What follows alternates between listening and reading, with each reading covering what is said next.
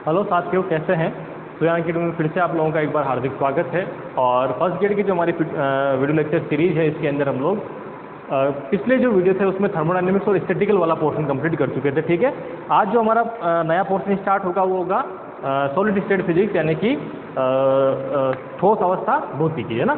तो एक चीज़ मैं आपके लिए बता दूं कि ये कम्प्लीटली जो है आपका यूजी का पोर्शन रहेगा। ठीक है, इसमें कोई आप जो कुछ टॉपिक्स हैं जो छोटे मोटे जो आपने पहले पढ़े होंगे, थोड़ा बहुत उनके बारे में आइडिया होगा, लेकिन मैक्सिमम जो पोर्शन है वो कौन सा, इसमें यूजी का पोर्शन इसके अंदर रहने वाला है। ठीक है, उसके साथ साथ एक चीज़ और ये रहेगी कि जब हम सॉलिड स्टेट फिजिक्स पढ़ते हैं तो मैक्सिमम पोर्शन इसका थ्योरेटिकल और फॉर्मूले होंगे। ठीक है, मैक्सिमम पोर्शन क्या है इसका, थ्योरेटिकल रहेगा और फॉर्मूले रहेंगे जिनको आपको डायरेक्टली याद करना है। न्यूमेरिकल पोर्शन है बहुत कम, इसका न्यूमेरिकल पोर्शन रहने वाला है। फॉर्मूले डायरेक्टली पूछ जाएंगे और उसके साथ साथ रिजल्ट का मतलब कि जैसे मान लीजिए जब हमने कोई थ्योरी डेवलप की, उस थ्योरी डेवलप करने के अंदर हमने क्या रूल्स, जो अजम्पशन माने हैं, परिकल्पनाएं माने, वो देन उसके बाद में जो फाइनल उसका रिजल्ट आया है वो वाला। ठीक है, जैसे उसमें था कि एग्जाम्पल हम ले तो मार्टिशन रूल का एग्जांपल है कि ना, जो रजिस्टिविटी है वो टेम्परेचर के किसकी पावर के प्रोपोर्शनल होती है। ठीक है, इसी तरह से जब हम बात करते हैं स्पेसिफिक हीट की तो टेम्परेचर की कौन सी पावर के प्रोपोर्शनल होती है। तो इस तरह से जो चीज़ें हैं वो सारी की सारी जो चीज़ें हैं वो आपको पता होनी चाहिए। और फॉर्मूला जो मैं बता रहा हूँ, आप उठा के देख लेना पेपर, ऐसे ही क्वेश्चन डायरेक्टली जो रिजल्ट बेस्ड होते हैं वो पूछे जाते हैं। ठीक है, तो ज़्यादा घबराना नहीं है, बस इसको आपको रिवाइज करते रहना है, इसको सिर्फ याद करने जैसा है ना, कि रिजल्ट क्या होंगे वो हमें याद करने हैं। चलिए तो स्टार्ट करते हैं आज हमारा टॉपिक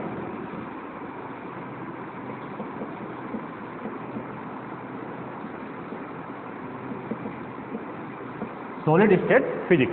ठीक है, सॉलिड स्टेट फिजिक्स। चलिए, तो इसका जो पहला ही अपने पास जो टॉपिक स्टार्ट होता है वो होता है क्रिस्टल संरचना से, ना कि क्रिस्टल स्ट्रक्चर से जो है वो हमारा स्टार्ट होता है। तो स्टार्टिंग में जो है सबसे इंपॉर्टेंट चीज़ क्या है कि जो हमारा कोई भी क्रिस्टल होता है, कोई भी सॉलिड जो बना हुआ है, अब सॉलिड स्टेट फिजिक्स के नाम से पता है कि हम किसके बारे में मैक्सिमम जो बात करेंगे, सॉलिड के बारे में मैक्सिमम बात करेंगे, जो हमारा सब्सटेंट है उनके बारे में हम बात करने वाले हैं। ठीक है, तो जो हमारा सॉलिड सब्सटेंट बना है, जो भी पदार्थ हमारे बने हैं, उन पदार्थ बनने के लिए कौन कौन से उसमें बॉन्ड होंगे सबसे पहले। ठीक है, तो आप ये बॉन्ड जो है आप लिख लीजिए, मैं टॉपिक डाल लेता हूँ क्रिस्टल संरचना। ठीक है, क्रिस्टल संरचना के अंदर हम बहुत सारी चीज़ें पढ़ेंगे, इसमें जालक के बारे में पढ़ेंगे। ठीक है, यानी कि लेटिस क्या होती है, यूनिट कोष्टिका यानी कि यूनिट सेल क्या होती है, एकक कोष्टिका क्या होती है। ठीक है, उसके बाद में ब्रेवियर लेटिस क्या होते हैं, वो बारी सारी चीज़ें देंगे। ठीक है, लेकिन वो बनने से पहले क्या है, उनमें बॉन्ड बनते हैं, यानी कि जो आपस में एटम्स में या मॉलिक्यूल्स में क्या होंगे, बॉन्ड बनेंगे। उन बॉन्ड बनने की वजह से क्या होता है, क्रिस्टल की जो है वो संरचना बनती है। ठीक है, चलिए तो उन बंद की मैं बात कर लेता हूँ, है ना। उसका पहला ही टॉपिक क्या है हमारे पास, क्रिस्टल बंद। ठीक है, क्रिस्टल बंद का मतलब क्रिस्टल बॉन्ड। ठीक है, क्या होगा, क्रिस्टल बॉन्ड। ठीक है, तो क्रिस्टल बॉन्ड के अंदर जो पहला बॉन्ड बनता है वो कौन सा होता है, वो होता है आयनिक बंध। कौन सा होता है, आयनिक बंध। ठीक है, दूसरा आयनिक बंध को हम क्या बोलेंगे हिंदी में, आयनिक बंध को हिंदी में बोलेंगे आयनिक को आयनिक ही बोलते हैं वैसे ना। तो आयनिक बॉन्ड। ठीक है, दूसरा जो हो जाएगा वो हो जाएगा सह संयोजक बंध। सह संयोजक बंध। ठीक है, इसे क्या बोलते हैं इंग्लिश में, इसे बोलेंगे कोवेलेंट बॉन्ड। ठीक है, क्या बोलेंगे, कोवेलेंट बॉन्ड। तीसरा जो है हमारे पास वो बनेगा धात्विक बंध।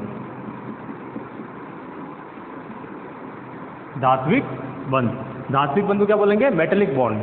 ठीक है, मेटेलिक बॉन्ड। अगला है वो है वांडरवाल बंध।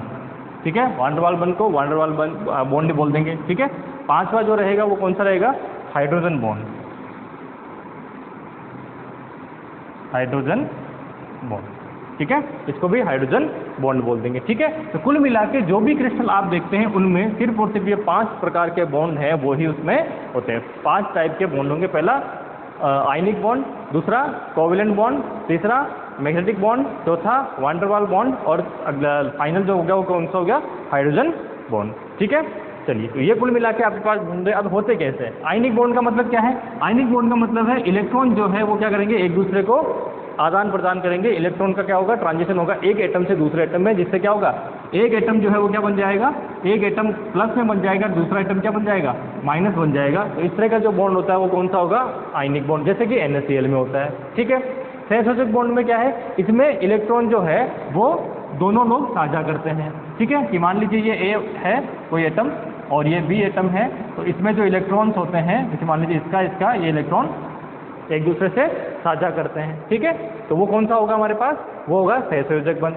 धात्विक बॉन्ड, धात्विक के बारे में आपने पढ़ा है, MOT यानी मोलिकुलर ऑर्बिटल थ्योरी जो है आपने पढ़ी होगी वहाँ पे। ठीक है, तो धात्विक बॉन्ड होता है जिसके अंदर आपस में बॉन्ड बन जाता है और उस एक इलेक्ट्रॉन जो होता है वो क्या होता है, आपस के जो बाह्य इलेक्ट्रॉन होते हैं वो सारे फ्री होते हैं। ठीक है, वान डेर वाल बॉन्ड, वान डेर वाल बॉन्ड भी आप जानते हैं, वान डेर वाल बॉन्ड जो बनता है यानी कि इसमें पार्शली जो है वो इसका ट्रांसफर होता है। ठीक है, ये वीक बॉन्ड होते हैं दोनों, ये नीचे वाले क्या है, दोनों वीक बॉन्ड। सबसे स्ट्रॉन्गेस्ट बॉन्ड कौन सा होता है, वो ये वाला होता है। ठीक है, सबसे स्ट्रॉन्गेस्ट बॉन्ड कौन सा, ये वाला होता है। ठीक है, उसके बाद अच्छा, ये इसमें इसके एग्जाम्पल कौन से होते हैं, जो भी कार्बनिक आप जो पढ़ते हो ना, जैसे मेथेन हो गया, एथेन हो गया, प्रोपेन हो गया, ये सारे के सारे कौन से, ये इसी में बॉन्ड। धात्विक बॉन्ड में जो आपके Fe वगैरह जो लोहे वगैरह जो है ना, वो इसके एग्जाम्पल हो गए। ठीक है, वीक बॉन्ड, हाइड्रोजन बॉन्ड कौन सा है, इसका मुझे भी याद दिमाग में नहीं आ रहा। ठीक है, इसका जो है वैसे विलियन के अंदर जो है ना, जब हम विलियन की बात करते हैं तो विलियन के अंदर जो है ये सॉल्यूशन के अंदर जो है ये बॉन्ड वान डेर वाल बॉन्ड आता है। फिर उसके बाद में ये जो है हाइड्रोजन बॉन्ड, हाइड्रोजन बॉन्ड किस में आता है, बर्फ के अंदर पढ़ते हैं ना, बर्फ आपस में जो क्रिस्टल संरचना बनाता है वो किससे बनाता है, हाइड्रोजन बॉन्ड से। और क्या होते हैं ये बॉन्ड जो है दोनों, ये बहुत दुर्बल बॉन्ड होते हैं ना, वीक फोर्स होते हैं इनके बीच में। ठीक है, तो कुल मिला के आपको सिर्फ इतना सा याद ये याद रखने की जरूरत नहीं, क्योंकि स्टार्टिंग है ना, क्योंकि स्टार्टिंग है तो हमें इनको एक बार वापस देखना पड़ेगा। और ये सारी की सारी चीज़ें जो है ये केमिस्ट्री में हम बहुत अच्छे से पढ़ते हैं, फिजिक्स का पोर्शन वैसे नहीं है, लेकिन हम इसमें क्योंकि स्ट्रक्चर संरचना की बात करें तो संरचना के अंदर ये बॉन्ड कौन कौन से होते हैं वो पढ़ना पड़ता है। ठीक है, तो ये मैंने आपको लिखवा दी है, कोई इंपॉर्टेंट नहीं है इसमें, जस्ट एक इन्फॉर्मेशन के तौर पे हमने इसको पढ़ा है। चलिए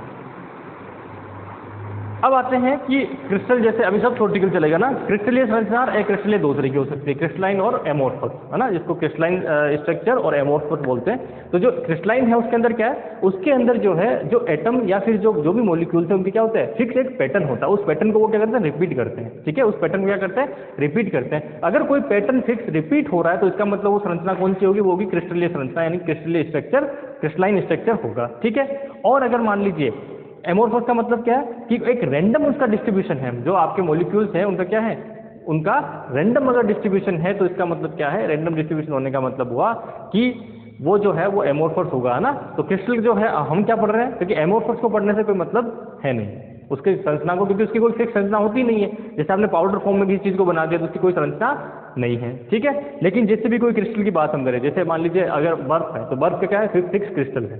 ठीक है, तो इसी तरह से NaCl है, NaCl का क्या है, फिक्स क्रिस्टल स्ट्रक्चर है, यानी कि इतनी डिस्टेंस के ऊपर वापस जो है Na+Cl जो है वो रिपीट होंगे। इसकी जो उसकी मान लीजिए जो भी संरचना होगी, है ना, उसको बाद में पढ़ेंगे हम लोग। जैसे 4 टाइप की जो संरचनाएं हैं इसके अंदर हमारे कोर्स में वो पढ़ेंगे, जिसमें क्यूबिक हो गया, ठीक है, अंत के अंदर यानी एक फेस सेंटर्ड हो गया, एक बॉडी सेंटर्ड हो गया और एक हेक्सागोनल जो है, वो सारी की सारी 4 जो संरचनाएं उनके बारे में हम लोग यहाँ पढ़ेंगे। ठीक है, चलिए अब सबसे इंपॉर्टेंट चीज़ आती है कि जब हम क्रिस्टलीय संरचना की बात हम करते हैं तो क्रिस्टल कैसा होगा, क्रिस्टलीय संरचना के अंदर ये इस तरह से आप इसको समझना।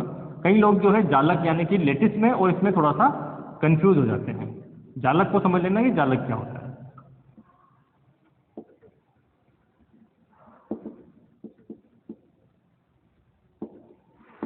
है ना, जालक यानी कि लेटिस क्या होता है। अब आप एक चीज़ समझिए, मैं NaCl क्योंकि आपके घर में जो है नमक आसानी से पाया जाता है और उसके बारे में हम आराम से सब फेमिलियर है तो उसी का एग्जांपल लेता हूँ। NaCl मान लीजिए है ना, तो NaCl है तो इसका मतलब क्या हुआ कि जो NaCl है उसकी लेटिस संरचना अगर ऐसी है तो इसका मतलब क्या है कि उसका जो बेस होगा, बेस क्या है, वो है Na+Cl-, ये इसका बेस है।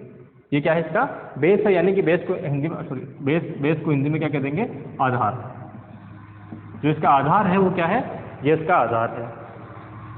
अब ये आधार जो है तो इसका मतलब क्या है कि इस NaCl के लेटिस के अंदर ये एक NaCl यहाँ पड़ा है, एक NaCl यहाँ पड़ा है, एक NaCl यहाँ पड़ा, ये ऐसा नहीं है कि ये Na है ये Cl है, ये Na है ये Cl, ऐसा नहीं है। इसका मतलब क्या है, जो आधार यानी कि बेस होता है वो उस लेटिस पॉइंट पे होता है, ठीक है। और उसके बाद ये NaCl जो है अपने आप को कहाँ, इतनी डिस्टेंस, फिक्स एक डिस्टेंस पे, ठीक है, वापस इसको रिपीट कर रहा है आपकी संरचना को।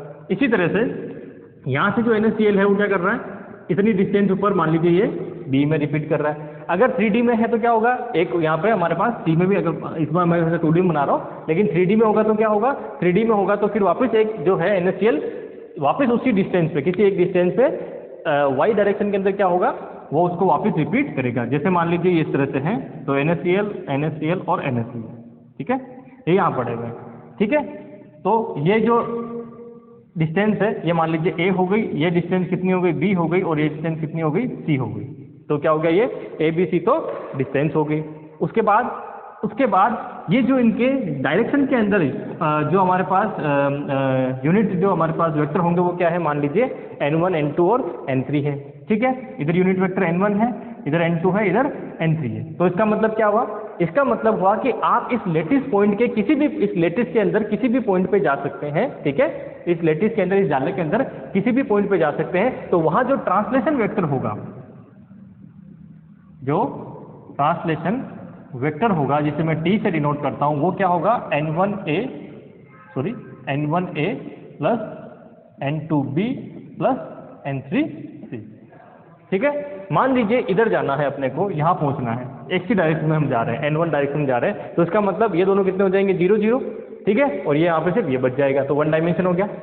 अगर मान लीजिए इसकी बात करूंगा तो मान लीजिए मुझे इस पॉइंट से यहाँ पहुंचना है ना, इस पॉइंट से मुझे यहाँ पहुंचना, ये ट्रांसलेशन है 2 डायमेंशन में। तो ट्रांसलेशन क्या बनेगा इसका, ठीक है। इधर कितना गया मैं इस पॉइंट से A, तो N1 में तो मैं गया A, और N2 में कितना गया, N2 में गया B, तो इस पॉइंट पे पहुंच गया, ठीक है। जैसे नॉर्मल हमने वेक्टर पढ़ी है वैसे ये चीज़ है। तो लेटिस, जो हमारा लेटिस है, जो जालक है, उस जालक के अगर किसी लेटिस पॉइंट पे हमें जाना है तो इसका मतलब क्या है, इसका मतलब ये है कि हम इस ट्रांसलेशन वेक्टर जो है इसकी सहायता से जा सकते हैं, ठीक है। हो गया। N1 N2 N3 क्या है, ये इसकी यूनिट वेक्टर है उस डायरेक्शन के अंदर जहाँ ABC हम ले रहे हैं, ठीक है। चलिए उसके अलावा एक चीज़ और, आप इसमें कंफ्यूज मत होना कि ये Na और Cl। मैक्सिमम लोगों को मैंने देखा है कि जब वो ये पढ़ते हैं सॉलिड स्टेट फिजिक्स तो ये चीज़ में कंफ्यूज रहते हैं कि ये Na या Cl, ये NaCl नहीं है। जब हम लेटिस की बात करते हैं तो लेटिस पॉइंट के ऊपर वो जो उसका आधार या बेस है वो पूरा का पूरा वहाँ, जैसे मान लीजिए CSCl होगा, है ना, मान लीजिए CSCl है, तो इसका मतलब क्या है, ये CSCl, ये इस एक लेटिस पॉइंट पे CSCl पूरा है, ठीक है। HCl है तो इस लेटिस पॉइंट पे पूरा है। HCl तो वैसे क्रिस्टल संरचना नहीं होती है, लेकिन मैं एक एग्जांपल दे रहा हूँ, है ना। तो इसका मतलब क्या, आधार का मतलब क्या है, आधार का मतलब ये होता है कि जो आप सब्सटेंस ले रहे हैं, जो पदार्थ ले रहे हैं, उस पदार्थ का बेसिक जो है सबसे छोटा जो अणु होगा वो कौन सा होगा, वो उस लेटिस पॉइंट की जगह रखना है ना। उस अणु को हटाया, वहाँ लेटिस पॉइंट बनाया, उस अणु को हटाया, वहाँ लेटिस पॉइंट बनाया। तो ये जो 3 डायमेंशन जो एक संरचना बनती है, इसे हम क्या बोलते हैं, लेटिस यानी कि जालक बोलते हैं, ठीक है। इमेजनरी होती है। चलिए आगे समझ में, ये आगे चल, ट्रांसलेशन वेक्टर आपके हो ही गया, है ना। मैंने 3D में लिखा है, 1D में होगा तो ये रह जाएगा, 2D में होगा 2 रह जाएंगे, 3D में तीनों आ जाएंगे।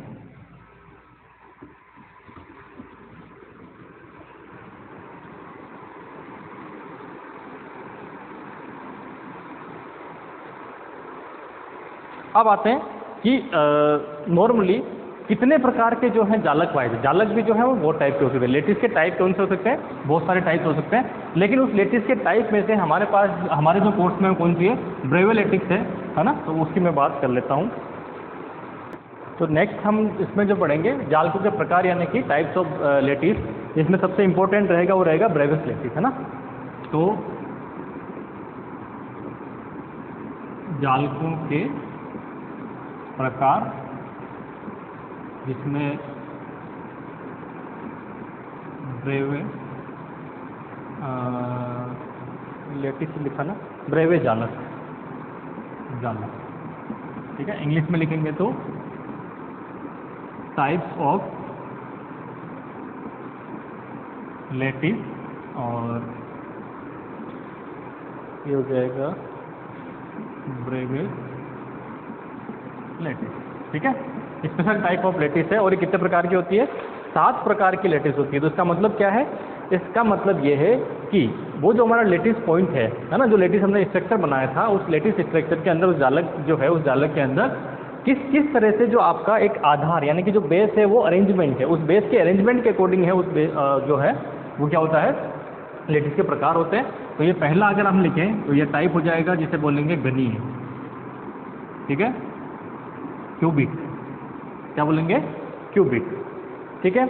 कितने टाइप, इसे क्या बोलते हैं, संख्या कितनी होती है ये लिख लेना, नंबर ऑफ लेटिस, जालक के संख्या, जालकों की संख्या, 3 प्रकार के क्यूबिक जालक होते हैं, ठीक है।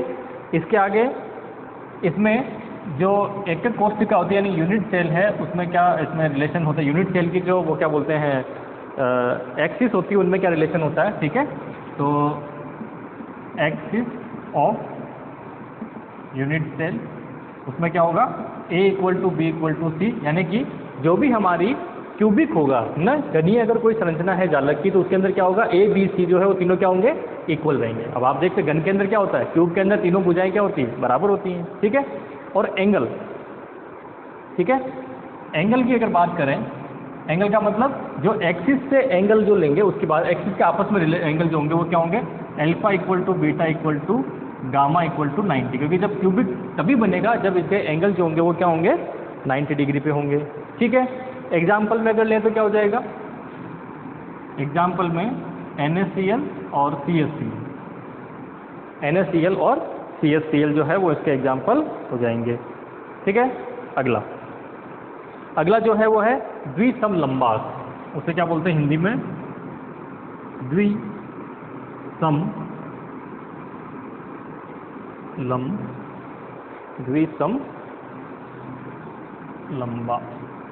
लंबाक से क्या, द्विसमलंबाक, ठीक है। और इंग्लिश में बोलेंगे जिसे बोलेंगे टेट्रागोनल,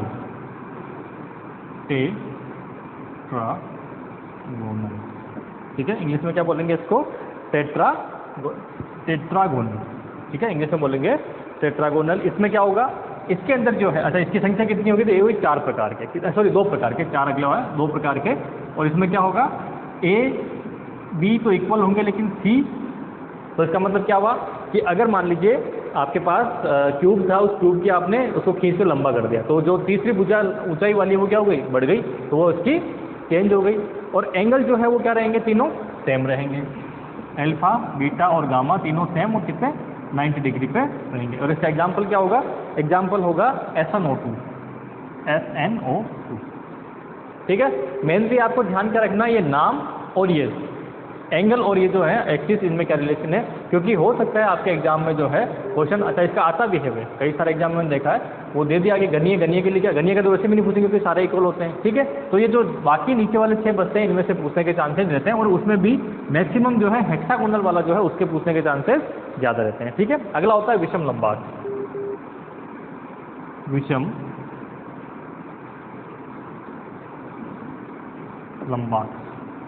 ठीक है। विषम लंबाक जिसे बोलेंगे ऑर्थोहेड्रल, ऑर्थोरोम्बिक है, ऑर्थोरोम्बिक,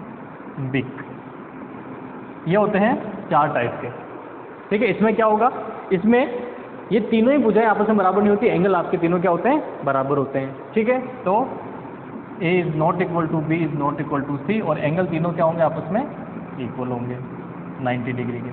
इसका एग्जाम्पल जो रहेगा वो रहेगा KNO2,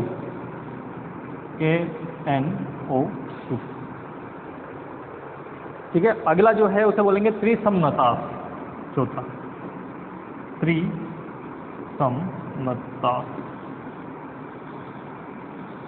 त्रिसमनता, ये अक्षय है ना, त्रिसमनता, इसको बोलेंगे त्रिसमनता को रोम्बोहेड्रल,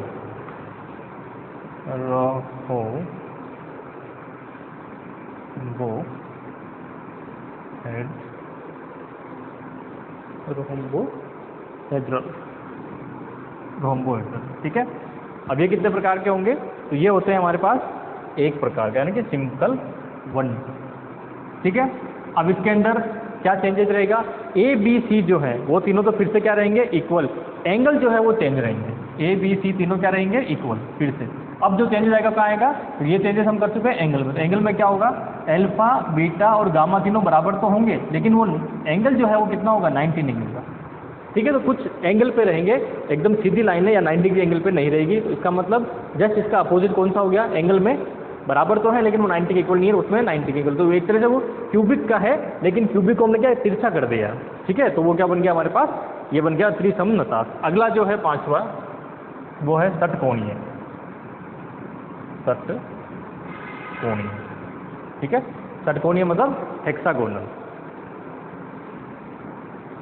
हेक्सागोनल, ठीक है, ये स्पेशल टाइप है, ये भी एक प्रकार का ही होता है हेक्सागोनल। ठीक है, ये स्पेशल टाइप है और इसमें क्या होगा, ए बी बराबर होंगे लेकिन तीसरी भुजा है वो बराबर नहीं होगी एक तो इसी वाला कंसेप्ट हो गया।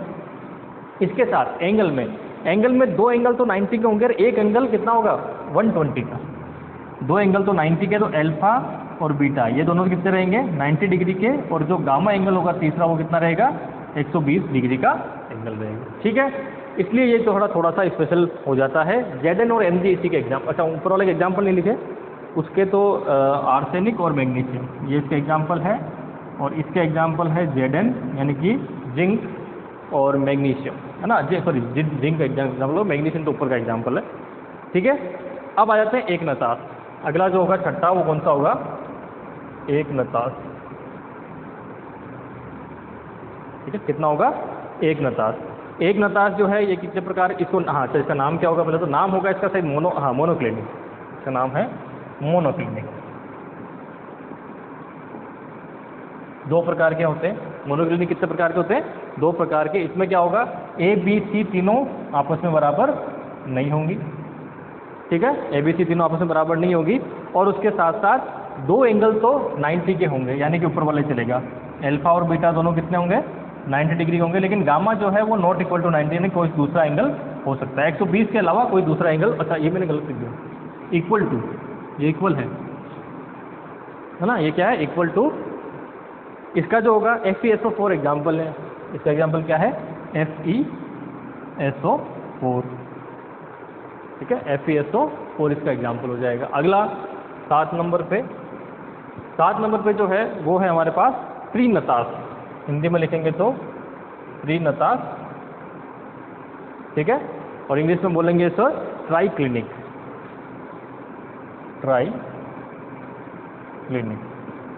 कितने प्रकार का होगा, ये होगा एक प्रकार का।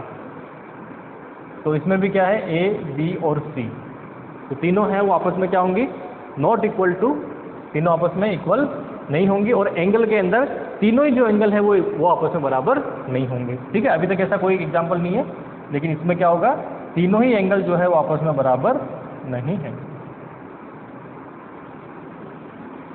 भुजाएं भी बराबर नहीं है और एंगल भी जो है वो बराबर नहीं है। ये होगा हमारे पास, ये होता है इसका एग्जाम्पल है C2CrOC। C2 है क्या, K2, सॉरी C2 नहीं, K2CrO3। ठीक है, ये इसका एग्जाम्पल है। एग्जाम्पल याद नहीं रहे तो कोई बात नहीं, इसी पे आपको लिखवाए हैं। ठीक है, एग्जाम्पल याद नहीं भी रहे तो कोई बात नहीं। इंपॉर्टेंट चीज़ क्या है, इंपॉर्टेंट है ये नाम और इसके आगे ये। अब इन सबको जोड़ोगे तो कितना आएंगे, ये 14, 14 टोटल मिला के कितना आएंगे, ये 14 आएंगे। आप देख लीजिए। तो ब्रेवियर लैटिस कितने प्रकार के हुए, 14 प्रकार के, जिसमें 3 2 5 5 4 9 10 11 12 13 और 14, 14 टाइप्स के जो है ब्रेवियर लैटिस होते हैं। और इसमें टाइप्स कितने हैं, जिनके वो हैं 7 प्रकार के। ठीक है, तो कुल मिला के जो है ये आपके पास एग्जाम में आने लायक एक क्वेश्चन यहाँ से बन सकता है, जो एक्सिस और एंगल पे डिपेंड करेगा, है ना। ये आपको कभी नहीं पूछेंगे, दिमाग में रखना, ये कभी नहीं पूछेंगे, इसके पूछने के भी चांसेस कम है, क्योंकि इसमें कोई चेंज नहीं। इंपॉर्टेंट सबसे बनता है एक तो ये वाला हेक्सागोनल जो है वो सबसे इंपॉर्टेंट बन जाता है। क्यों, क्योंकि आगे इसको पढ़ेंगे भी थी थोड़ा विस्तार से अपन। ठीक है, चलिए अब जो हमने ये पढ़ा है सरल गणीय, है ना, तो सरल गणीय के 3 टाइप होते हैं, वो तीनों टाइप हम एक बार देखते हैं कौन कौन से हैं। सिर्फ वही एग्जाम्पल में है, और एक हेक्सागोनल वाला है वो आपके कोर्स में है, बाकी कोर्स में नहीं है 14 में से। तो सरल गणीय में 3 हमने पढ़े हैं, वो 3 कौन कौन से हैं। एक तो हो गया सिंपल क्यूबिक, ठीक है, सिंपल क्यूबिक। दूसरा है बॉडी सेंटर्ड, यानी कि अंत पे केंद्रित, और तीसरा है फेस सेंटर्ड यानी कि फलक केंद्रित। ठीक है, तो इनको देखिए, सबसे पहला एग्जाम्पल हम देखेंगे किसका, सरल गणीय।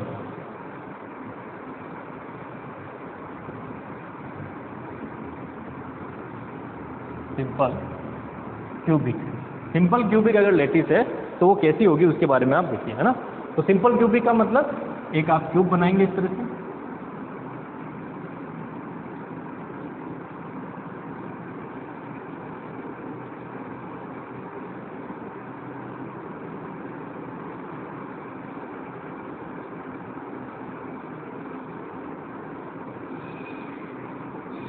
तो सिंपल क्यूबिक में जो है बेस कहाँ होगा, कोनों पे। ठीक है, कहाँ होंगे, कोनों पे। ठीक है, अब इसमें क्या होगा, तो अब ये तो इसका सेंटर हुआ। अब इसका मतलब है कि ये जो है इस तरह से अगर पूरा गोला बनेगा तो ये इस तरह से बना हुआ है, इधर अगर पूरा इसका गोला बनाए तो ये इस तरह से बना हुआ है। भाई एटम होगा ना, कोई मॉलिक्यूल जो होगा उसका इस तरह से होगा। तीसरा अगर इसका देखोगे तो कहाँ होगा, इस तरह से होगा। ठीक है, आप समझ पा रहे हो उस चीज़ को। तो कुल मिला के अगर ये डिस्टेंस इस लेटिस की, सिंपल क्यूबिक की ये डिस्टेंस कितनी है, ए, सबकी ए ही होगी, है ना, क्योंकि क्यूबिक है इसका मतलब ये ए है तो ये भी ए है, ये भी है, तीनों आपस में क्या होंगे, इक्वल होंगी। अब ये जो यहाँ से यहाँ तक की है तो इसका मतलब ये क्या है, इस एटम की या इस मॉलिक्यूल्स की रेडियस स्मॉल आर। ठीक है, ये क्या है, इस रेडियस की जो, सॉरी इसकी जो है स्मॉल आर। अब आप एक चीज़ देखिए, मैं बहुत सारी चीज़ें सिंपल क्यूबिक के लिए लिखवाने वाला हूँ। सबसे पहले जो मैं लिखूंगा वो क्या लिखूंगा, समन्वय संख्या, कोऑर्डिनेशन नंबर। ठीक है, समन्वय संख्या यानी कि कोऑर्डिनेशन नंबर। अब वो कोऑर्डिनेशन नंबर मतलब क्या है, कोऑर्डिनेशन नंबर का मतलब है कि अगर आप इनमें से सिंगल किसी एटम को लेते हैं, है ना, तो उस एटम के चारों तरफ कितने एटम हैं उसके सबसे पास वाले, है ना, जो टच किए हुए हैं, तो कौन से होंगे, या कितने एटम से वो घिरा हुआ है। ठीक है, तो आप कैसे निकालेंगे। अब आप सोचिए, ये जो मैंने ये जो एक उसका पार्ट लिया है वो तो क्या सिंगल लेटिस का पार्ट है।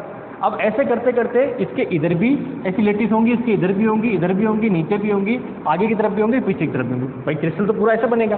तो एक इस क्यूबिक के लिए एक पॉइंट पे अगर मैं जाता हूँ तो कितने क्यूब आपस में टच होते हैं, तो आप देखिए इसके लिए ये एक क्यूब इधर होगा इस तरह से, एक क्यूब जो है ये सामने हो गया तो एक क्यूब इसके नीचे इसके बराबर में चलेगा। ठीक है, अच्छा मैं इसको ऐसे बना देता हूँ पॉइंट को, ताकि ये अपना वो नहीं हो, कितने गिरे उसको निकालने के लिए, है ना। तो इसका मतलब क्या है कि इसको कितने लोग घेरे रहेंगे, तो हाँ, अच्छा सिंपल क्यूबिक में पहले आप समझ लीजिए कि इसकी समन्वय संख्या कितनी होती है, 6। 6 कैसे, तो देखो आप इसको अगर मैं सेंटर मानूँ तो 1 2 3, ठीक है, इधर क्यूब होगा तो 1, ठीक है, और उसके पीछे वाले में 2 और 3, तो कुल मिला के क्या हुआ, कुल मिला के जो एक ये क्यूब ये है आपके पास एटम, इसको कितने लोग घेरे रहेंगे, 4 अलग अलग जो एटम है वो इसको घेरे रहेंगे। ठीक है, सॉरी 6 एटम जो है उसको घेरे रहेंगे, है ना। तो 6 के साथ टच में, तो इसके चारों तरफ कितने हुए, 6 एटम जो है इसके चारों तरफ हो गए, है ना। कैसे में हो गए आप देखिए, एक इधर एक इधर, क्यूबिक की वजह से, एक इसके सामने वाला, एक इसके ऊपर, एक इसके ऊपर वाला, एक इसके नीचे वाला। ठीक है भाई, 3 तो इसमें आ गए, ये 3 और 3 अगले वाले उसके अंदर आ जाएंगे, है ना। तो 3 3 कितने हुए, 6, यानी कि एक पॉइंट को कितने कितने एटम घेरे रहेंगे, 6 जो एटम वो घेरे रहेंगे, जिसका मतलब समन्वय संख्या कितनी हो गई इसकी, समन्वय संख्या हो गई 6, कोऑर्डिनेशन नंबर हो गया इसका 6।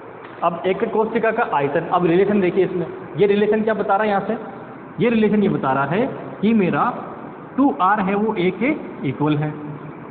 ठीक है, तो ये तो इसका फर्स्ट पार्ट। सेकंड पार्ट ये यहाँ से स्टार्ट करते हैं। सेकंड पार्ट में क्या होगा, वॉल्यूम ऑफ यूनिट सेल। ठीक है, वॉल्यूम ऑफ यूनिट सेल यानी कि एकक कोशिका की, छोटा आएगा सॉरी, एकक कोशिका का आयतन। ठीक है, अब वो आयतन क्या होगा, तो आप देखिए इस पूरे का आयतन, क्यूब का आयतन क्या होता है, क्यूब का आयतन होता है V = a क्यूब। ठीक है, अब a cube in form of r, r की फॉर्म में हमें निकालना है, तो r की फॉर्म में क्या हो जाएगा, ये r की फॉर्म में मैं लिखूंगा तो ये हो जाएगा 2r क्यूब, तो V = हो गया 8r क्यूब। क्या हो गया, 8r क्यूब। ठीक है, इसका जरूरत क्या पड़ेगी मैं भी बताता हूँ, तीसरे पॉइंट में इसकी जरूरत पड़ेगी। ठीक है, तीसरे पॉइंट में क्या पड़ेगी इसकी जरूरत? अच्छा, तीसरे पॉइंट, चौथे पॉइंट में तीसरा पॉइंट है कि प्रति एकांक कोशिका में परमाणुओं की संख्या। ठीक है, इसमें क्या है? प्रति एकांक कोशिका में परमाणुओं की संख्या। ठीक है, तो number of atom per unit cell. ठीक है, तो उसके अंदर जो है एकांक कोशिका में परमाणुओं की संख्या की जब बात हम कर रहे हैं तो उस केस में क्या हो जाएगा? उस केस के अंदर हम देखें तो देखो, अब ये जो आप इस पॉइंट की बात, अभी मैं जो पॉइंट बता रहा था इस पॉइंट की बात आती है ना, यहाँ एटम है। अब ये जो एटम पड़ा है इसका कितना भाग जो है इसके अंदर रहेगा, इस एक क्यूब के अंदर, है ना? तो आप इसको देखिए, तो मैं क्या करता हूँ, अगर मेरे पास कोई ऐसी कोई चीज़ है नहीं वैसे, है ना, तो अगर मान लीजिए इसकी मैं बात करूँ इधर, तो यहाँ एक और क्यूब होगा इस तरफ ऐसे बना हुआ, यहाँ तक चलेगा जो, ठीक है, पीछे तक चलेगा मान लीजिए क्यूब। उसके बाद एक इसके नीचे क्यूब होगा, फिर इसके बाहर, समझ पा रहे हैं? यानी कि इसके बाहर अगर हम जाते हैं तो यहाँ एक क्यूब होगा, यहाँ एक क्यूब होगा, यहाँ एक क्यूब होगा, तो बाहर कितने हुए? 4 क्यूब बाहर और 4 क्यूब पीछे, है ना? अगर आप मान लीजिए एक के ऊपर एक बॉक्स जमाते हैं, आपके पास क्या है? क्यूब है, और एक के ऊपर एक जमाते हैं, तो एक कोने पे कितने क्यूब आएंगे? ठीक है, तो आप सोचिए, ये मान लीजिए मेरा हाथ क्यूब मान, एक क्यूब ये पीछे हो गया, एक यहाँ हो गया, इस कोने पे कितना है? 2 क्यूब। अब क्या होगा? 2 ही क्यूब इसके जस्ट आगे रखोगे आप, 4 क्यूब रख दिए। इन 4 क्यूब के ऊपर 4 क्यूब रखोगे तो सेंटर वाला है उसके ऊपर कितने क्यूब आ गए? उसके ऊपर कितना आ गए? 8 क्यूब आ गए। ठीक है, तो इसका मतलब क्या हुआ? वहाँ अगर आप उस एटम सेंटर पे जाके अगर एटम रखते हैं तो उस एटम के कितने भाग होंगे? उस एटम के 8 भाग होंगे। ठीक है, तो 8 भाग होंगे तो इसका मतलब क्या है? उसका 1/8 पार्ट जो है वो एक क्यूब में रहेगा। इसमें कितने हैं टोटल? टोटल जो है वो 8 है। उस 8 में से हर एक का सिर्फ 1/8 पार्ट आपके पास इस क्यूब में रहेगा, तो इसको 1/8 से करोगे तो कितना आएगा? 1। तो इसका मतलब क्या हुआ? इसका मतलब ये हुआ, देखो, इसका 8वां भाग, इसका 8वां, इसका 8वां, इसका 8वां, इसका 8वां, इसका 8वां, इसका 8वां, इसका 8वां, इन सब 8 का 8वां 1/8 पार्ट जो है वही इस क्यूब के अंदर है, बाकी सब क्या इस क्यूब से बाहर है। तो इसका मतलब इस क्यूब के अंदर कितने हुए? सिर्फ एक एटम के बराबर जो है वो भाग घेरा रहेगा, वो भी क्या रहेगा? उसमें एटम रहेगा, बाकी सब क्या रहेगा? खाली रहेगा। तो कितने आ गए? ये वाली चीज़ आ गई। ठीक है, अब आते हैं अगला कि इसका एक कोशिका में परमाणुओं का आयतन कितना है। ठीक है, चौथे नंबर पे एक कोशिका में परमाणुओं का आयतन, जो एक कोशिका में है उन परमाणुओं का आयतन, तो एक कोशिका में है उन परमाणुओं का आयतन कितना हो जाएगा? तो आप यहाँ से देखिए, एक परमाणु है उसके अंदर, ठीक है, तो एक परमाणु का आयतन क्या लिखोगे? 4/3 πr³। ठीक है, 4/3 πr³। तो ये हो गया आपके पास सिंपली ये। ठीक है, एक ही फॉर्म में भी लिखना चाहो तो एक ही फॉर्म में क्या हो जाएगा? यहाँ से 1/8 चला जाएगा उधर, तो ये हो जाएगा एक ही फॉर्म में। ठीक है, ये 8 इधर जाएगा तो ये हो जाएगा आपके पास a³/8, तो 1/6 πa³, ये भी हो सकता है ना? एक ही फॉर्म में वो हो जाएगा और अपने पास इसकी फॉर्म में ये हो जाएगा। अब आते हैं अगला 5 नंबर पे जो इम्पोर्टेंट है, उसे बोलते हैं संकुलन गुणांक, है ना? संकुलन गुणांक, संकुलन गुणांक, पैकिंग फैक्टर।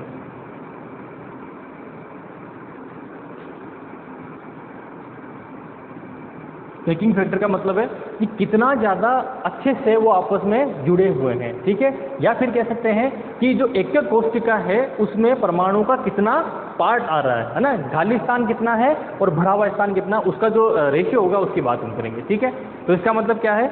इसका मतलब ये हुआ कि जब हम ये लिखते हैं PF पैकिंग फैक्टर, तो पैकिंग फैक्टर क्या होगा? वो होगा एक कोशिका में परमाणु का आयतन डिवाइडेड बाय एक प्रति एकांक कोशिका, ये जो एक कोशिका का आयतन, यानी कि कितना भरा हुआ है डिवाइडेड बाय टोटल कितना है, उसे हम क्या बोलेंगे? ठीक है, तो अब लिखिए ये हो जाएगा एकक कोशिका में परमाणुओं का आयतन डिवाइडेड बाय ये एकक कोशिका का आयतन, एकक कोशिका का आयतन। ठीक है, तो वो कितना हो जाएगा, इसको मिटा रहा हूं मैं यहाँ से, ये लाइन थी भी है ना, वहाँ से यहाँ आ रहा है। तो पी एफ जो है वो कितना हो जाएगा हमारा, पी एफ इक्वल टू ये वाला यानी कि 4/3 pi r cube divided by, ठीक है, ये वाला volume divided by 8 r cube. R cube से आर क्यूब कैंसिल, ये 8 से 8 ये कैंसिल, तो कितना है ये, तो कुल मिला के ये बनेगा पाई/6। कितना आएगा, पाई/6। और पाई/6 की अगर वैल्यू हम देखें तो ये वैल्यू आपको मिलेगी 0.52। और अगर पैकिंग फैक्टर को परसेंटेज में देखना चाहें तो कितना परसेंट, 52%। ये एग्जाम में आपको पूछेंगे, इंपॉर्टेंट लगा लेना। ठीक है, ये और कोऑर्डिनेशन नंबर जो है वो सबसे इंपॉर्टेंट हो जाते हैं। ठीक है, याद आप नहीं रख पाओगे लेकिन फिर भी कोशिश करिए कि इसमें कितना होगा, 52%। तो इसका मतलब क्या है, इसका मतलब ये होता है कि इस एकक कोशिका के अंदर 52% भाग में तो एटम है, बाकी सब खाली है। ठीक है, बाकी सबका भाग क्या है, वो खाली पार्ट है, वो है कितना है, 48% खाली पार्ट है। तो इसका मतलब ये पैकिंग जो होगी क्या अच्छी पैकिंग मानी जाएगी क्या, नहीं। ठीक है, ये पैकिंग जो है वो अच्छी पैकिंग नहीं मानी जाएगी, क्योंकि आगे हम चलेंगे तो 72% जो है आप हेक्सागोनल में उसमें देखेंगे बॉडी सेंटर्ड में, तो वहाँ 72% आ रही है। ठीक है, तो वो जो पैकिंग है वो ज़्यादा अच्छी पैकिंग होगी। ठीक है, तो कुल मिला के सरल गणिय के बारे में ये सारी की सारी चीज़ें आपको पता होनी चाहिए। ठीक है, और आयतन कैसे निकालते हैं वो चलो मैं आपको जो पढ़ाऊँ उसमें करूँगा, तो बात करेंगे। अभी ये सब सारी चीज़ें हमारे पास आ गई है। ठीक है, तो कुल मिला के जो है ये हमारा हो गया सरल गणिय। ठीक है, इनके बारे में एग्जाम में ये दिमाग में आपके होना चाहिए कि सरल गणिय का एक डायग्राम वो कैसा है, क्योंकि अगर मान लीजिए भूल भी जाते हैं तो आपको सिर्फ 2 मिनट लगने वाले, मुझे चलो मान लीजिए 15 मिनट लगे, क्योंकि आपको समझाना भी है। 2 मिनट के अंदर सब चीज़ कर सकते हैं। और एक चीज़ जो हम दिमाग से स्किप कर जाएंगे वो कौन सी, कि एक कोने पे 8 गन है, वो आपस में टच रहते हैं, ये दिमाग में रखना जरूरी। ठीक है, चलिए उतार लीजिए। ठीक है, अगला जो हमारा टॉपिक रहेगा, सिंपल क्यूबिक हमने देख लिया, अगला है बॉडी सेंटर्ड क्यूबिक।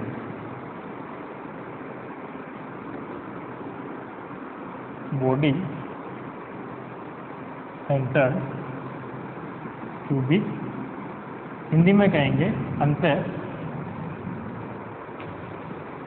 अंतः केंद्रित घनीय, BCC। ठीक है, BCC।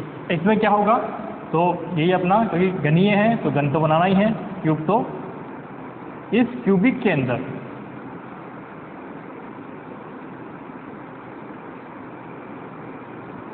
ये जो क्यूबिक है इसमें जैसे A, B, C, D, फिर E, F, G और H। तो इसका मतलब क्या है, बॉडी सेंटर्ड में, बॉडी में भी एक है एटम, उसके बाद एक एटम यहाँ पे और एक एटम अगला जो टच होगा वो कौन सा होगा, ये G वाला। समझ पा रहे मेरी बात को, ये कितना है A, ठीक है, ये भी कितना होगा A। तो ये जो यहाँ से यहाँ तक हम जा रहे हैं ये वाला, ये कितना हो जाएगा, ये हो जाएगा √2a। भाई ये A है और ये भी A है, तो ये क्या बन रहा है अपने पास, √2, क्योंकि ये A तो ये कितना बना, √2a। ये A है ना। तो कुल मिला के आपके पास ये अगर मैं बनाना चाहूँ इस तरह से, ये पॉइंट A, ये B, ठीक है, तो F, सॉरी ये क्या होगा F, और ये G। एक एटम यहाँ पड़ा है A पे, एक एटम इसके सेंटर में पड़ा है और एक एटम कहाँ पड़ा, वहाँ पर। ठीक है, आप समझ पा रहे हैं इस चीज़ को कि एक एटम जो है वो कहाँ पड़ा है, ये यहाँ पड़ा इस तरह से, अगला एटम यहाँ पड़ा इस तरह से, और ये G पे जो है वो एटम यहाँ है, ये सेंटर वाला है। तो कुल मिला के ये कितना हुआ, R, 2R, R यानी कि ये हो गई हमारे पास 4R। ठीक है, ये कितनी है A और ये भी कितनी है A। तो कुल मिला के क्या बना कि, अच्छा मान लीजिए इसमें स्टार्ट करते हैं सबसे पहले कोऑर्डिनेशन नंबर, कोऑर्डिनेशन नंबर। इसके लिए जो कोऑर्डिनेशन नंबर आता है कितना था, 8, यानी कि इसका एक एटम जो है वो कितने से जुड़ा हुआ है, एक एटम जो है वो कितने से है, वो 8 से आपस में गिरा हुआ है। ठीक है, दूसरा क्या आता है इसके अंदर, दूसरा आता है हमारे पास इनमें रिलेशन क्या हो जाएगा, तो आप देखिए 4r whole square is equal to क्या हो जाएगा, ए स्क्वायर प्लस √2a²। ठीक है, तो 16r square is equal to a square plus 2a², 3a² हो जाएगा।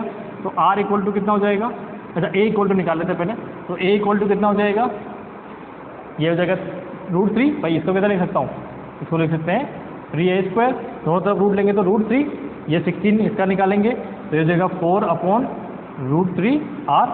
या इसका उल्टा देखते हैं, उल्टा क्या कि r इक्वल टू कितना हो जाएगा, तो वो हो जाएगा √3/4r। ठीक है, ये आगे वैल्यू। आगे चलिए, आगे जो है हमारा थर्ड नंबर का, थर्ड नंबर में क्या है कि एटम, नंबर ऑफ एटम कितने होंगे। ठीक है, कि number of atom in unit cell.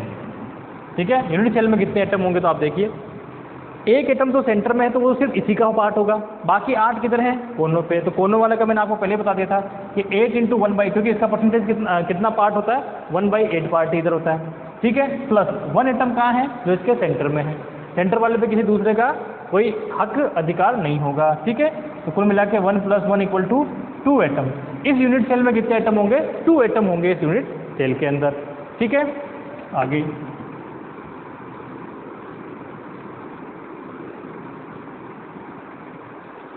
उसके बाद फोर्थ में क्या लिखेंगे, volume of atom in unit cell.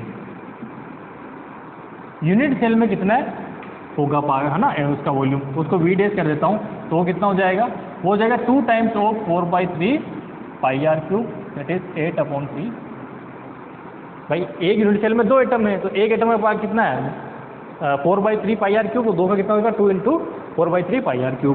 ठीक है, अगला volume of unit cell. Unit cell खुद का कितना वॉल्यूम है, तो उसको V से डिनोट करते हैं, कितना होता है, a³।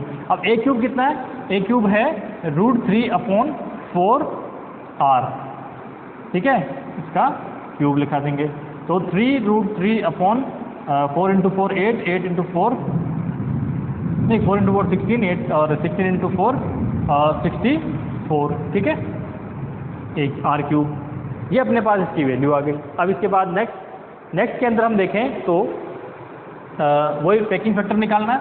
तो पैकिंग फैक्टर कितना हो जाएगा, पैकिंग फैक्टर जो हो जाएगा वो जाएगा V डैश अपॉन V। बार बार वो लाइन नहीं निकला, क्या लाइन होगी, volume of atom in unit cell divided by volume of unit cell. ठीक है, तो कितना हो जाएगा, 8/3πr³ डिवाइडेड बाय 3√364 और r³ से r³, 3 से 3 कैंसिल, 8 का इसमें डिवाइड करेंगे तो कितना हो जाएगा,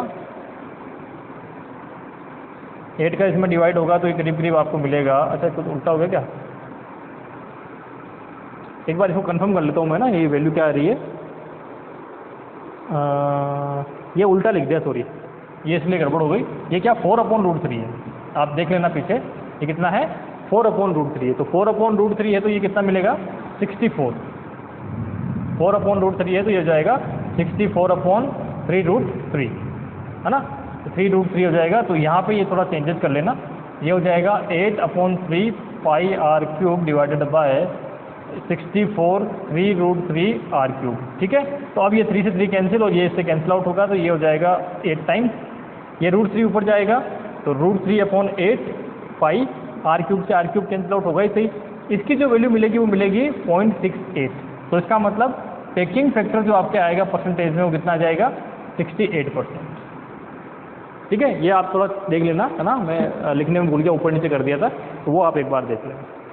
तो ये पैकिंग फैक्टर आपके पास कितना आ गया, 68। तो इसका मतलब सिंपल क्यूबिक में जो 52% आ रहा था वो यहाँ कितना आ रहा है, 68%। इसका मतलब ये उससे ज़्यादा जो है वो मजबूत या फिर कह सकते हैं ज़्यादा भरा हुआ यूनिट सेल है एटम से। ठीक है,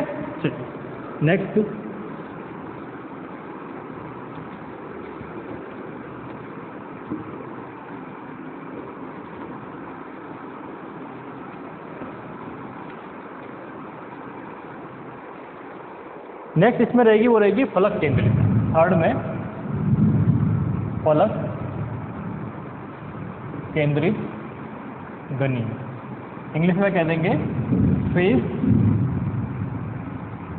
सेंटर्ड क्यूबिक।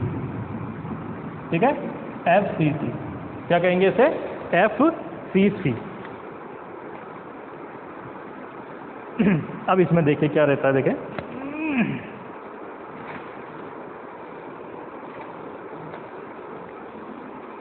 FCC के अंदर जो है वही क्यूबिक तो रहना ही रहना है।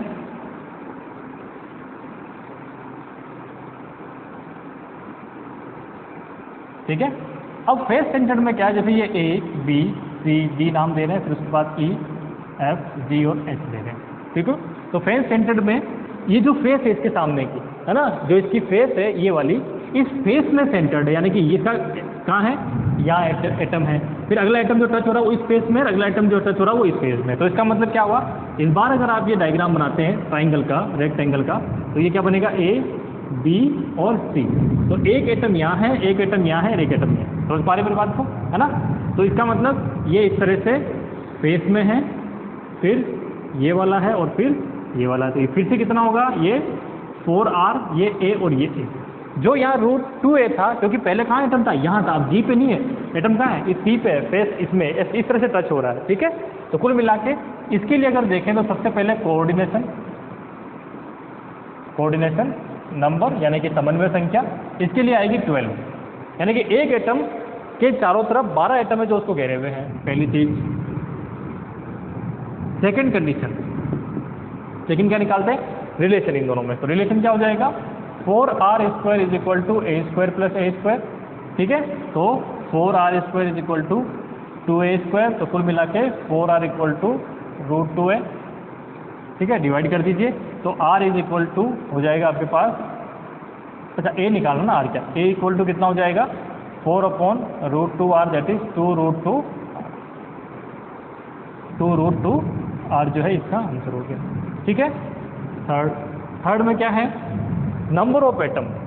ठीक है, number of atom in unit cell, कितने एटम होंगे यूनिट सेल में। तो आप देखिए फेस वाला जो है, देखो कोने वाले तो कोई समस्या ही नहीं है, कोने वाले के तो मैं आपको हर बार बता चुका हूँ। अब आया फेस के अंदर, तो फेस सेंटर में आने का मतलब एक क्यूब तो इसके ये है जिसमें एटम सेंटर में है, इसके सामने क्या होगा, दूसरा क्यूब, भाई इसके सामने क्या होगा, दूसरा क्यूब पड़ा रहेगा, भाई बॉक्स को जमाओगे, तो इसका मतलब एक एटम जो है उसको दो क्यूब जो है वो क्या कर रहे हैं, साझा कर रहे हैं, है ना। तो इसका मतलब क्या हुआ कि एक एटम को दो लोग अगर आपस में बांट रहे हैं बराबर, तो एक के पास कितना आएगा, 1/2।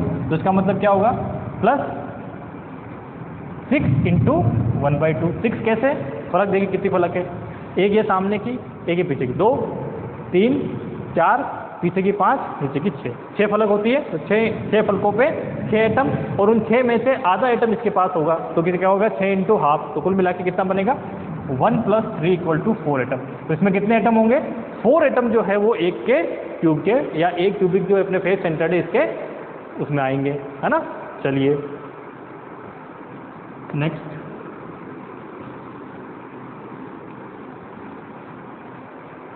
अगर देखें तो फोर्थ में क्या है, एरिया देख लेते हैं इसका, है ना, एरिया ऑफ वॉल्यूम, है ना, volume of atom in unit cell, कि यूनिट सेल में एटम का कितना एरिया होगा, V डेज उससे डिनोट करते हैं। कितने एटम हैं, कुल मिला के 4 एटम है, एक एटम का एरिया कितना है, 4/3 πr³। ठीक है, ये आ जाएगा, तो ये हो गया हमारे पास 16/3 πr³। अगला वॉल्यूम ऑफ यूनिट सेल, अब यूनिट सेल खुद का वॉल्यूम कितना है, तो वो V = A³। अब A³ की वैल्यू कितनी थी, A की वैल्यू कितनी है, 2√2, है ना, तो 2√2R³। तो कितना बन जाएगा, ये 3 बार करोगे तो 8, और इधर से आएगा तो आपके 2 8 × 16 16√2 R³। ठीक है, V = कितना आ गया ये। अब आगे क्या आता है फाइनल, वो आता है पैकिंग फैक्टर, संकुलन। तो पैकिंग फैक्टर हो जाएगा, वो कितना हो जाएगा, V dash, volume of atom in unit cell divided by total volume of unit cell. ठीक है, तो कितना हो गया, 16/3 πr³ डिवाइडेड बाय 16, और ये 16 से 16 कैंसिल, इससे ये कैंसिल, तो π/3√2 क्या आएगा, π/3√2। इसकी वैल्यू जो आएगी वो कितनी आएगी, ये वैल्यू आपके पास मिलेगी 0.74। तो परसेंटेज में अगर पैकिंग फैक्टर आप लिखेंगे परसेंटेज में तो आ जाएगा 74%। ठीक है, कितना आएगा 74% जो है ये पैकिंग फैक्टर आपके आ जाएगा। ठीक है, कोई प्रॉब्लम नहीं है यहाँ तक, है ना, बहुत सिंपल सा है। तो हमने ये जो है कुल मिला के जो तीनों हैं क्यूबिक वाली, वो तीनों हमने यहाँ पे देख लिए। ठीक है, अब नेक्स्ट जो हम देखने वाले हैं वो कौन सी है, नेक्स्ट में एक जो बचती है वो है अपने पास,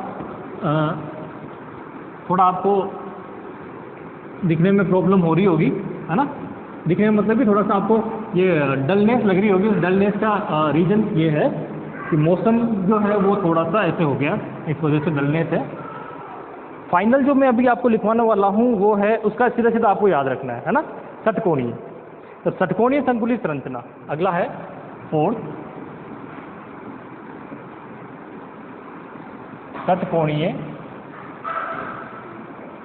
संकुलित संरचना, यानी कि हेक्सागोनल,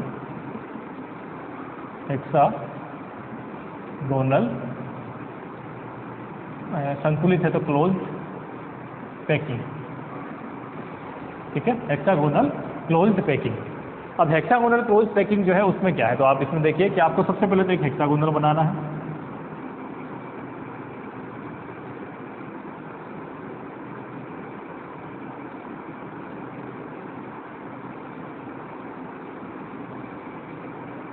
ठीक है, इस तरह। तो ये एटम तो यहाँ होंगे, जस्ट इसके नीचे एक एटम यहाँ, एक एटम यहाँ,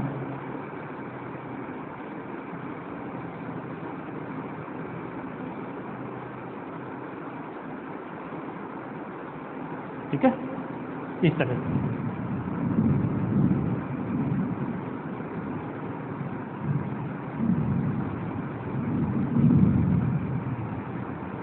ठीक है, ये बन गया।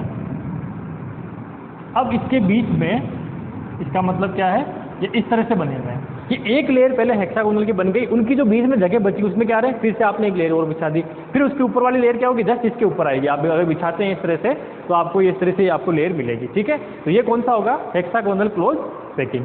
अब इसके लिए कुछ चीज़ें जो है वो आपको डायरेक्टली लिखनी है ना, उसमें से सबसे पहले तो है कोऑर्डिनेशन नंबर। कोऑर्डिनेशन नंबर ये कितना आएगा 12। ये FCC से बहुत कुछ मिलता जुलता रहता है ना, इसलिए क्या है कोऑर्डिनेशन नंबर उसमें 12 था, इसमें भी कितना है 12 आता है। ठीक है, दूसरा है C। क्या मतलब क्या हुआ, मैंने आपको जब ब्रेवियस लेटिस लिखाया था, है ना, तो क्या कहा था कि हेक्सागोनल में A = B but C ≠ this.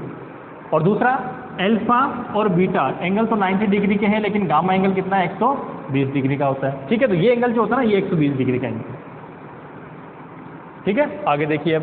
अब इसके अंदर जो है ये चीज़ होगी, तो इसके अकॉर्डिंग C क्या होगा, C और A में रिलेशन जो है वो लिख लीजिए √8/3a, ये इसमें रिलेशन होता है। C और A में जो रिलेशन है वो ये होता है, ये आपको डायरेक्टली पूछा जा सकता है एग्जाम में, इसको इंपॉर्टेंट लगा लेना। ठीक है, volume of unit cell V वो कितना रहेगा, अपन जो इसकी फॉर्म में लिखते वो रहेगा आपके पास 3√2a³। ये एक चीज़ है ना। और परमाणु की संख्या है ना, इसमें number of atom in unit cell, यानी कि एक कोशिका में परमाणु की संख्या कितनी रहती है, इसमें 6 परमाणु की संख्या एक कोशिका में रहती है। ठीक है, आगे बस यही है इसमें, और तो कुछ बचा नहीं है।